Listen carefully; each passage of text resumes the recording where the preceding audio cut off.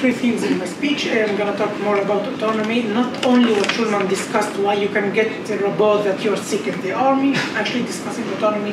B, I'm going to discuss the systematical approach of the system and why it's actually leaning towards the soldiers and why we actually want to change that, because already nowadays we're not able to prosecute them, and see how this will change the way that they will act in the field itself. But let's have some points of rebuttal. So, actually, no, okay. Actually, it's been defended, so I'm just going to flag it inside, because first the position is that because they haven't defended their burden of actually explaining us all cases, including rape and so on. And secondly, they have a conflict between the two speakers as well.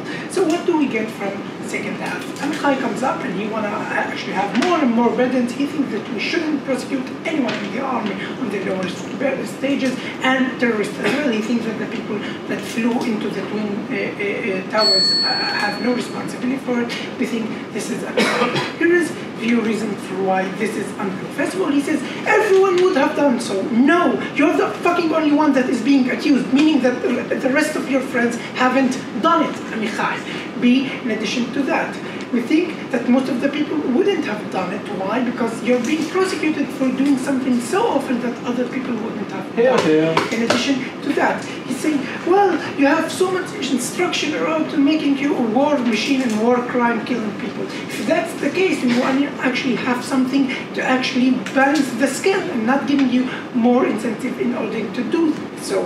In addition to that, Monica, this is bullshit. They actually have a lot of instructions how not to make any offense against the law crimes and so on. And yeah, I mean instruction by the generals telling them what are the laws and the international laws and why they shouldn't actually work against those. They understand the scope and why this is really harmful. A, on a normative value. B, they know that this is harmful if it leaks outside to the press and this harms their own country. They understand that if the local population knew about what's happening, it could leak out, and A, it could harm them, and B, it could harm their mission and get backlash. So they have lots of autonomy. In addition to that, Amichay said, you don't know anything about the big picture. First of all, this is bullshit. Actually, due to the fact that you know what's happening directly on the battlefield, gives you much more.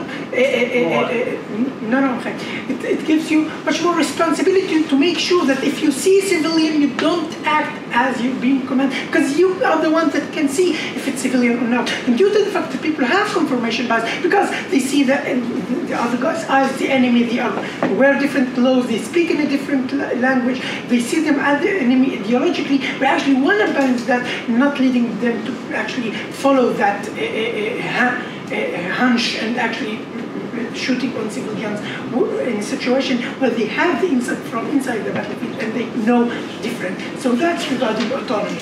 Let's engage in the point about the systematical, how do I phrase this? The systematical cover-up that helps soldiers nowadays and why we want to change that. Few reasons why we think, and already giving us by position itself, that only few rare cases comes up to the courts. A. B, we think that the courts themselves actually work in favor of the militaries and the soldiers. Why? Because they see them as people that were sent in their name to defend them. They see them as their children. In addition to that, giving the analysis of how military units operate by Amichay and by first half, we get to the notion that they won't snitch on one another. They actually have all the incentive to cover up. And in the last 30 seconds of his speech, he comes up and says, no, now we will reach generals. Why? Because you have incentive to snitch on them. If his analysis is true for how they operate, they won't snitch. In addition to that, Monica, note, due to the fact that the system want to cover up because it want to avoid the media coverage, they don't want to admit that they are committing war crimes because the politicians are pressing, because there's an enormous pressure from the public back home, they actually want to make a plea deal and give them lower sentence. I'm talking about even small soldiers in order for them not to accuse any generals, because when they're accusing the high-profile generals, it's really bad for the army, and thus they will even have less accusation towards the generals, not more accusations. Before I continue, yes?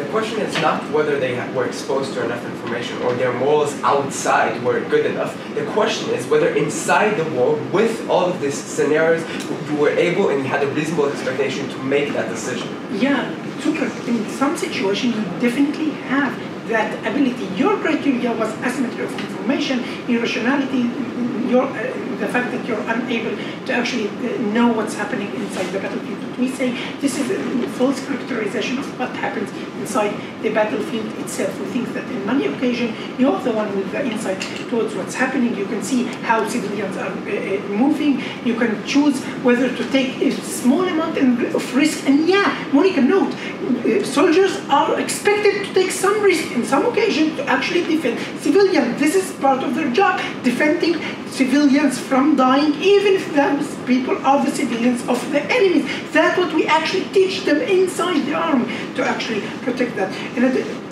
And their burden is actually proving us that those people come to the notion that they are almost like lunatics that have no ability to understand. Note, autonomy isn't binary, Monica. It's not like you always have the full ability to choose what you know, or you have no choice at all. But we do think that people do have choice in some situation. Those are the situations that you are talking about, not the notion that war crimes is bad, like Neta talked about, and why should man think there are other ways that they can defend themselves. But the real question is whether or not they have the autonomy. They do because they are being taught otherwise. They do because they can distinguish on the battlefield as I analyze. They do because they know that they should take the risk in order to defend civilians. They do because some of other friends haven't done so, and they should do as the more moral soldiers and not being the aggressive one, due to the fact that the system is highly corrupted many times, is highly motivated to actually make sure that no one is convicted. We don't want to give them much more incentive on acting on towards their aggression. We actually want to balance the scale because they have the responsibility and the system is already leaning towards them, and we want to balance that system. More than happy to